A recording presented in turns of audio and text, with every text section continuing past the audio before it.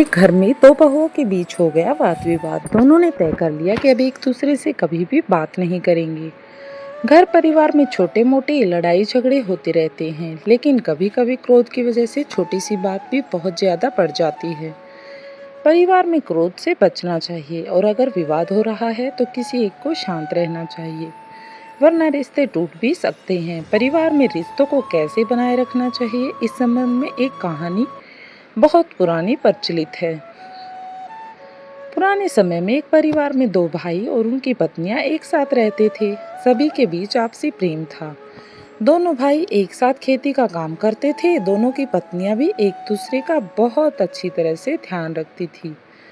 परिवार में कभी वाद विवाद नहीं हुआ था, लेकिन एक दिन दोनों बहुओं के पति खेत पर गए हुए थे और घर पर इन दोनों महिलाओं के बीच छोटी सी बात को लेकर झगड़ा हो गया। झगड़ा इतना ज्यादा बढ़ गया कि दोनों महिलाओं ने एक ही समय पर गुस्से में होकर एक दूसरे से बातचीत न करने की ठान ली। अब दोनों ने तय कर लिया कि वे एक दूसरे से बात न करेंगी, तो गुस्से में दोनों अपने अपने कमरे में चली गई और दोनों ने ही दरवाजे को बंद कर लिया। अब ना किसी से बातचीत की, ना ही किसी का काम किया। कुछ देर बाद बड़ी बहू के कमरे के दरवाजा छोटी बहू ने खटखटाया। बड़ी बहू ने दरवाजा खोला तो सामने छोटी बहू को देखकर वह बोली कि अभी तो तू कुछ देर पहले तुमने कहा था कि अब मुझसे कभी बात नहीं करेगी। अब क्या हुआ? अब क्यों आई है यहाँ पे? अब जैसे ही बड़ी बहू ने छोटी बहू को ये बोला तो छोटी बहू ने कहा,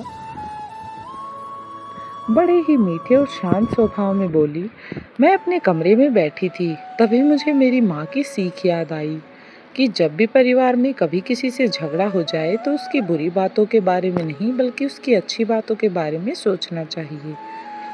ये बात याद आते ही मुझे ध्यान आया कि आप मेरा कितना ध्यान रखती हैं, हर समय हर काम में मेरी मदद करती हैं। छोटी सी बात की वजह से मैं अपना रिश्ता खराब नहीं होने दे सकती।